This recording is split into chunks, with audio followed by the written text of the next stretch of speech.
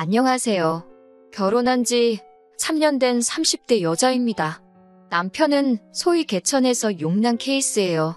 소위 깡촌에서 태어났는데 시아버지는 가족에게는 관심이 없으셨답니다. 그렇다 보니 시어머니가 돈을 벌어 생활을 꾸려나가시며 집안의 실질적 가장의 역할을 하셨다고 했어요. 그런 탓에 어려서부터 일찍 철이 든 남편은 죽기 살기로 공부만 했다고 그래요. 그래도 그 덕분에 좋은 대학에 나와서 대기업까지 다니게 된 거라는 남편이 제 눈엔 너무 자랑스럽고 멋졌습니다. 연애한 지 1년쯤 되었을 때 남편은 저에게 프로포즈를 했고 저도 당연히 좋다고 했어요. 사귀면서 언젠가부터 자연스럽게 결혼에 대해서 이야기를 했기 때문에 이런 날이 올 줄 알고 있었고요. 무엇보다 제가 남편과 결혼을 결심하게 된 결정적인 이유는 바로 시어머니 때문입니다. 하루는 저희 친정부모님 가져다 드리라며 콩, 말린 무, 돼지감자 그리고 직접 농사지을 신께 등을 한가득 챙겨서 서울에 오셨더라고요. 물론 따로 볼 일이 있으셔서 서울에 오신 거긴 했지만 그래도 3시간 넘게 고속버스를 타고 올라오시는 것만으로도 힘든 일인 텐데 그렇게 저희 부모님까지 챙겨주시니 돈을 떠나서 그 마음이 너무 감사하더라고요. 숫자만 들어가도 치가 떨려서 시금치도 안 먹는다는 우스갯소리가 있는 요즘 이런 시어머니를 만나게 된 제 자신이 정말 행운아 같았어요. 하지만 저희가 식을 올리고 얼마 지나지 않았을 무렵입니다. 5일장 구경 가신다며 아침에도 통화했던 시어머니가 오토바이에 치여서 크게 다치셨다고 연락을 받았어요. 각자 회사에 있던 남편과 저는 불이 나게 병원으로 향했습니다. 병원에선 시어머니가 사고 당시 머리 쪽으로 떨어지신 것 같다며 오늘 밤이 고비가 될 것 같다고 했습니다. 무엇보다 속상했던 건 그런 시어머니를 앞에 두고도 시아버지는 마치 별일 아니라는 듯 합의금은 얼마나 받을 수 있겠냐며 여기저기 물어보고 계셨습니다. 비록 시어머니와 시아버지 사이가 좋지는 않았지만 그래도 부부의 연을 맺은 사람끼리 어쩜 저럴 수 있을까 싶었어요. 시어머니께서는 시아버지의 끊임없는 바람과 도박 때문에 마음고생을 많이 하셨대요. 그나마 나이가 드시고 더 이상 돈 빌릴 곳이 없어지자 시어머니에게 돌아오셨고 마음 여린 시어머니는 그런 시아버지를 다시 품어주셨다는 거예요. 시어머니를 위해서 제가 해드릴 수 있는 일이 기도밖에 없다는 사실이 너무 슬펐습니다. 생사의 고비를 몇 차례 넘기신 시어머니께서는 결국 세상을 떠나셨어요. 비록 제가 시아버지를 좋아하진 않았지만 그래도 시어머니가 돌아가신 마당에 차마 시아버지를 혼자 계시게 할 수는 없었습니다. 당분간은 저희 집에 계시면서 다른 일에 마음 쓰지 마시고 편히 계시라고 했습니다. 하지만 시아버지는 서울에 아는 친구분들도 없으셨고 남편이나 저는 출근하면 집에는 저녁 시간이나 돼서 들어왔으니 너무 답답하고 심심하셨나 봅니다. 결국 한 달 정도 지났을 무렵 다시 시골집으로 내려가고 싶다고 하시더라고요. 그래도 가면 이웃분들도 있고 여기보단 덜 적적할 것 같다고 하시면서요. 그렇게 시아버지는 다시 시골집으로 내려가셨고 저나 남편도 천천히 일상으로 돌아오게 되었어요. 그렇게 반년쯤 지났을 무렵 시아버지가 저희에게 시간 날 때 한번 내려오라고 하셨습니다. 혹시 무슨 일이라도 있나 싶어서 연락받은 주말에 바로 내려갔더니 시아버지께서 폭탄 선언을 하시더군요. 시어머니랑 두 분이서 살다가 갑자기 혼자 살려니 외롭고 적적해서 죽겠다 하시면서 재혼을 하고 싶다고 하시는 거예요. 저나 남편이나 시어머니가 떠난 지 얼마나 됐다고 벌써 시아버지 입에서 재혼이란 소리가 나오나 싶어서 당황스럽고 불편했습니다. 하지만 저희가 당장 모시고 살 수도 없는데 무조건 안 된다고 할 수도 없는 노릇이었습니다. 옛말에 10명의 자식이 악처보다 못하다더니 정말 그런가 싶기도 하더라고요. 결국 남편과 며칠간 상의한 끝에 좋은 분이 계시면 시아버지가 재혼을 하신다고 해도 반대하지 말자고 결론을 내렸습니다. 그리고 얼마 뒤 시아버지는 동네 이웃분에게 소개를 받은 분이라며 여사님 한 분을 저희에게 소개하셨습니다. 계모 시어머니라는 말이 듣기에 이상하기도 하고 그렇다고 새시어머니라고 부르기도 뭐하고 어떻게 불러야 하나 싶더라고요. 무엇보다 두 분이 재혼을 결심하셨을 땐 이미 저희 남편이 30이 넘었으니까 엄밀히 말하면 어머니로서의 역할은 하실 일이 없었으니 어머니라고 부르기가 내키지 않았습니다. 그렇기에 시아버지께서 그분과 같이 살기 시작하셨을 때부터 저희는 그분을 여사님이라고 부르기로 정했습니다. 제가 돌아가신 시어머니에 대해 좋은 기억이 너무 많아서 솔직히 이렇게 빨리 재혼하신 시아버지도 여사님도 조금은 믿고 원망스러운 마음이 들었습니다. 그렇다 보니 마음의 문을 여는 게 쉬운 일이 아니었어요. 특히 돌아가신 시어머니의 보험금을 시아버지가 어떻게 쓰셨는지 알게 되었을 땐 정말 연을 끊어버리고 싶은 심정이었습니다. 시아버지께선 시어머니가 돌아가신 후 합의금으로 거진 5천만 원 정도를 받으셨어요.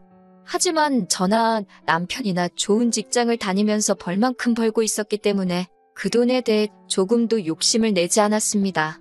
두 분 사이가 어찌됐건 앞으로 혼자 살아가셔야 할 시아버지의 노후자금이라고만 생각했어요. 그런데 그 눈물나는 돈으로 시아버지께서는 수입차를 뽑으셨더라고요.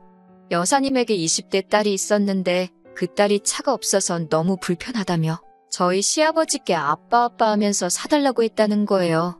그러면서 시아버지께서 저에게 너도 내 딸처럼 살갑게 굴었으면 사줬을 거라고 하시는데 정말 어이가 없고 솔직히 시아버지지만 제정신인가 싶었습니다. 남편도 어떻게 엄마 목숨값을 그런 식으로 쓸 수 있냐면서 울분을 토하더라고요. 하지만 시아버지는 돈이 그냥 돈이지 무슨 그런 의미를 부여하냐며 어영부영 넘기시더라고요. 그런 태도에 남편이나 저나 엄청나게 실망을 했네요.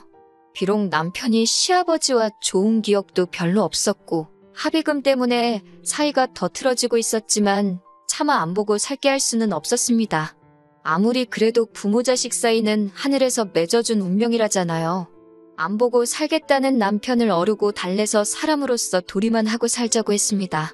하지만 시아버지도 그렇고 여사님도 그렇고 저희의 다짐을 시험이라도 하듯 자꾸 말도 안 되는 요구를 해왔습니다. 사실 남편은 저를 만나기 전, 그러니까 직장 생활을 시작했을 때부터 시부모님께 한 달에 50만 원에서 100만 원씩 생활비라는 명목으로 꼬박꼬박 보내드리고 있었어요. 시아버지가 재산을 다 날린 이후로는 시골에서 농사지으며 간신히 연금으로 풀칠만 하고 사시는 시어머니가 안쓰러워 보내드리는 돈이라고 했습니다. 그나마도 시어머니가 쓰지 않고 모아두셨다가 저희 결혼할 때 보태라고 주셨지만요. 아무튼 상황이 그렇다 보니 결혼식을 올린 이후에도 예전처럼 변함없이 시부모님께 다달이 얼마씩 보내드리고 있었습니다. 그런데 시어머니가 돌아가신 후 시아버지가 합의금을 허투루 써버리는 걸 본 남편은 더 이상 생활비를 보내드리기 싫다고 했습니다. 저도 중간에 끼어서 난처해지긴 싫었기에 남편에게 당신이 하고 싶은 대로 알아서 하라고 했고요. 그렇게 한두 달쯤 돈을 안 보낸 것 같습니다. 한참 출근해서 일하고 있는데 시아버지께서 전화를 걸어오셨더라고요. 뭐가 그렇게 급하신지 가타부타 설명도 없이 왜 생활비를 안 보내냐고 물으셨습니다. 저는 잘 모르는 일이라고 남편에게 직접 물어보시라고 하니 당신 전화를 안 받는다며 저더러 빨리 보내라고 하시더라고요. 어쩔 수 없이 일단 남편과 통화해보겠다고 하고 전화를 끊었습니다. 점심시간에 남편에게 연락해 좀 전에 있었던 일을 이야기하니 난처했겠다며 미안하다고 사과를 하더라고요. 그러더니 생각할수록 시어머니 합의금을 그렇게 써버리신 게 원망스럽고 화가 나서 참을 수가 없다고 앞으로는 시아버지께는 단 1원도 더는 쓰고 싶지 않다고 하더라고요. 처음엔 며느리로서 부자 사이를 연결해주는 어떤 중재자의 역할이라도 해야 하나 싶었지만 저도 사실 남편과 같은 생각이었기에 시아버지께 솔직한 심정을 전달하기로 마음을 먹었습니다. 퇴근 후 집에 도착해 저녁을 차리고 있는데 시아버지께 또 전화가 걸려왔습니다. 왜 아직도 돈을 안 보내는 거냐며 짜증을 내시는데 옆에 그 여사님도 계신 것 같더라고요. 피하는 것만이 능사는 아니다 싶어서 합의금으로 차를 사신 것 때문에 남편이 속이 많이 상한 것 같다고, 그래서 당분간은 생활비를 못 드릴 것 같다고 했습니다. 저는 솔직히 그럼 아버님이 해명이든 사과든 하실 줄 알았어요. 그러면 저도 명분이 생기니까 남편을 설득할 수도 있잖아요. 그런데 갑자기 여사님이 전화를 받으시더니 그 돈으로 차를 사든 똥을 닦든 그건 자식들이 관여할 문제가 아니지 않냐며 자식은 자식돌이만 하면 되는 거 아니냐고 화를 내시더군요. 그러면서 이참에 아들 며느리 교육 좀 다시 시켜야겠다면서 어디 돈으로 생색이냐고 그러시는 거예요. 그때는 저도 어이가 없어서 저는 여사님하고는 할 말이 없으니 아버님을 바꿔달라고 정중히 말씀드렸습니다. 그러자 여사님은 호칭부터 글러먹었다며 내가 이제 네 시어머니라며 벌써부터 자길 무시한다고 우는 척슈를 하더라고요. 결국 저는 남편에게 직접 연락드려서 제대로 설명드리라고 나는 그 여사님인지 뭔지랑 말도 섞기 싫다고 했어요. 그리고 남편이 안방에 들어가서 한 20분 정도 통화를 하고 나오더라고요. 남편의 얼굴은 벌겋게 상기되어 있었는데 그런 표정은 이제껏 살면서 처음 봤습니다. 생활비는 어떻게 하기로 했냐니까 여사님은 개뿔이라며 그 아줌마 딸이 쌍꺼풀 수술 시켜달라고 하는데 돈이 없어서 그러니까 일단 그럼 100만 원이라도 보내라고 그러셨다는 거예요. 남편이 어이가 없어서 내가 왜 그 아줌마 딸 성형비용까지 내줘야 하냐니까 이제 네 여동생인데 무슨 말을 그따위로 하냐면서 당장 보내지 않으면 회사로 찾아와 깽판을 치시겠다고 그러셨답니다. 시어머니 살아계셨을 때도 좀 우악스러운 성격이긴 하셨지만 경우는 있으셨는데 한 1년도 안 돼서 사람이 저렇게까지 막무가내로 변할 수 있나 싶더라고요. 제가 정말 쫓아오시면 어떡하냐고 그냥 보내드려야 되는 거 아니냐고 그러자 쫓아오시면 그날로 영 끊어버릴 거라며 신경 쓰지 말라고 하더군요. 결국 남편은 끝끝내 돈을 안 보냈고 시아버지도 치사하고 더럽다 생각하셨는지 한동안 연락이 없으셨습니다. 가끔 시아버지가 어떻게 지내시는지 걱정도 되고 궁금하기도 했지만 남편이 절대로 연락하지 말라고 하더라고요. 하지만 가끔씩 남편을 바라보면 왠지 모르게 쓸쓸하고 공허해 보여서 가슴이 아팠습니다. 언젠가 기회가 되면 다시 잘 지낼 수 있도록 자리라도 만들어 볼까 생각했어요. 그리고 얼마 전 시아버지는 또 다시 저에게 연락을 해오셨습니다. 이번에는 또 무슨 말씀을 하시려는 걸까 전화기를 집어드는 순간부터 심장이 터질 듯이 두근거리더군요. 떨리는 마음으로 전화를 받으니 지난번과는 달리 기분 좋은 일이라도 있으신 듯 목소리가 매우 밝으셨어요. 무슨 일이냐고 여쭈니 여사님 딸이 시집을 가게 되었다며 상견례를 해야겠다고 하시더라고요. 그 말을 듣는데 순간 기가 찼어요. 저랑 남편이랑 양가 어른들 모시고 상견례하던 날 시아버지는 오지 않으셨거든요. 지난 밤 숙취로 속이 안 좋아서 차를 못 타겠다는 이유였습니다. 그 말씀을 약속 시간을 1시간도 채 남기지 않고 해주셔서 결국 시아버지 없이 상견례를 해야만 했습니다. 남편이 그날 그러더라고요. 시아버지는 아들 인생의 중요한 순간엔 항상 부재 중이라고 입학식, 졸업식뿐만 아니라 군대 가는 날까지 한 번도 나오신 적이 없다고요. 그런데 상견례도 그런 식으로 넘기셨던 게 남편이 무척 상심이 큰 듯 했었습니다. 그런 시아버지가 당신이랑 피 한 방울 섞이지 않은 딸 시집 간다니까 좋아서 저희한테 전화를 하신 거죠. 저는 오만 가지 복잡한 생각이 들었지만 그래도 차마 몰아 따질 수는 없어 그러냐고 축하한다고 했습니다.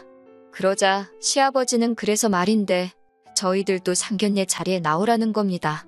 시아버지 말씀에 따르면 여사님이나 그 딸이 참 어렵고 불쌍한 사람들이라 남자 쪽에서 깔볼 수도 있기에 저희 남편을 친오빠로 저를 동서로 소개했다는 거예요. 대기업을 다니는 잘나가는 젊은 오빠 부부라고요. 그러면서 와서 자리도 빛내주고 밥도 시원하게 한번 사주고 가라시더군요. 그 말을 듣는데 어쩜 사람이 이렇게 뻔뻔하고 속이 없을 수 있을까 싶어서 헛웃음이 다 나왔습니다. 그날 남편에게 시아버지와 통화했던 내용을 전하니 노발대발 난리가 났어요. 노인네가 미친 거 아니냐고 우리가 거길 왜 가냐며 정말 본 적 없는 무서운 표정으로 남편은 붕괴하고 있었습니다. 저는 일단 만나서 이야기를 하자고 시아버지도 기댈 데가 없으시니 저러시는 거 아니겠냐고 남편을 달랬습니다. 하지만 저도 시아버지가 정말 너무하신다 싶었어요. 피 한 방울 안 섞인 사람 때문에 왜 친아들 가슴에 대못을 박는 건지 이해할 수가 없었습니다. 그러다 며칠 전 시아버지가 이 사태의 결정타를 날리셨습니다. 연락도 없이 시아버지가 그 여사님과 그 딸까지 대동을 하고 서울에 올라오셨더라고요. 늦은 오후에 전화가 와서는 지금 고속터미널인데 좀 데리러 오라고 하시더라고요. 일하다 어떻게 나갈 수도 없고 해서 일단 택시 불러드릴 테니 택시 타고 집 근처에 있는 식당이든 카페든 들어가서 뭐 좀 드시고 계시라 했습니다. 퇴근하자마자 눈썹이 휘날리게 식당에 도착하니 남편도 곧 오더라고요. 딱 봐도 남편이 끓어오르는 화를 누르고 있는 게 보였습니다. 시아버지는 그 여사님 딸이 꼭 서울에서 결혼 준비를 하고 싶다 하신다며 그런데 머물 곳이 없으니 저희 집에 좀 데리고 있으라는 거예요. 그러면서 그동안 생활비 안 보낸 거 이자 달라 소리는 안 할 테니까 그 돈으로 여동생 시집 가는데 좀 보태라고 하시더군요. 이쯤 되니까 이제 제가 오히려 분해서 견딜 수가 없었습니다. 아니, 신혼부부 사는 집에 피 한 방울 안 섞인 여자를 데리고 있으라는 게 상식적으로 말이 되냐고요. 그랬더니 시아버지가 저더러 무슨 생각을 하는 거냐며 수준 떨어진다고 하시더군요. 그 여산제 아줌만지는 한술 더 떠서 줄 사람은 생각도 안 하는데 김칫국 마신다고 그러는데 얼마나 천박하던지요. 결국 제가 그 아줌마한테 나이 먹을 만큼 먹었으면 곱게 늙지 나이 들어서 꽃뱀짓이냐고 했습니다. 딸까지 팔아가면서 노인네 주머니 털어먹으니까 배가 부르냐고 따져 물었어요. 이쯤 되니 저도 눈에 뵈는 게 없었거든요. 시아버지께도 한 소리 해야만 하겠더라고요. 부모가 먼저 부모답게 행동을 하셔야지 자식도 자식도리를 할 거 아니냐고요. 그러자 시아버지가 저를 한 대 칠 듯이 손을 드시더라고요. 남편이 시아버지 팔을 낚아채며 지금 뭐하는 짓이냐고 말하고 제게서 떼어놔줬어요. 그리고 아버님을 향해 제가 틀린 말 한 게 뭐가 있냐고 아버지가 여태까지 우리에게서 아버지 대우를 받을 수 있었던 건 전부 어머니 덕분이었던 거 모르셨냐고 하면서요. 그런데 이제 와서 어머니의 남편이 아니라 이 꽃뱀 같은 사람의 남편임을 자처하시니 남편도 이제 더 이상 아버님을 모셔야 할 이유를 못 느끼겠다며 더 이상 남의 가족을 위해 제 돈은 못 쓰겠으니 이만 돌아가시라고 했어요. 아버님도 처음에는 남편한테 자식 키워봐야 소용없다 뭐 이런 말을 하시며 남편을 다그치셨지만 남편도 완강하게 나오니 어쩔 도리가 없어 이내 포기하고 가시더라고요.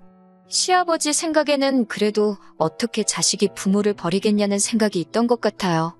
네 엄마도 결국 나를 다시 받아줬는데 너라고 별 수 있겠냐는 듯이 말하고는 자리를 떠나셨죠.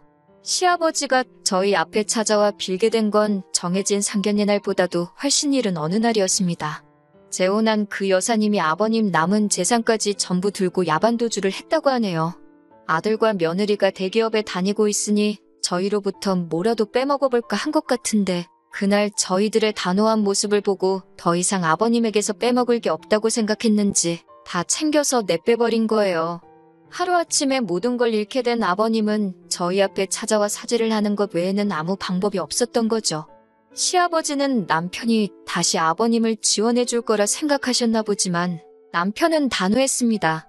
그동안 들이던 액수면 혼자 지내시는데 지장은 없을 거라고 말하고 앞으로는 연락도 이렇게 찾아오시는 것도 없으면 좋겠다 말하며 단칼에 쳐내더군요. 그렇게 한 번도 자기 가족 돌보지 않으시고 말년이 돼서야 남의 가족 챙긴다고 자기 가족들 피땀 흘려 일궈놓은 인생의 숟가락 하나 얹어놓으시려던 아버님은 숟가락 하나만 남은 여생을 혼자 보내시게 되었네요. 아버지와의 연을 끄는 남편이 안쓰럽네요. 강한 척 말은 했지만 그날 남편이 참 많이 울었습니다. 저와의 행복하고 깨끗한 미래를 위해 힘든 결정 내린 남편이니만큼 제가 잘 도와줘서 앞으로 남은 삶 행복하게 한번 살아보려고 합니다.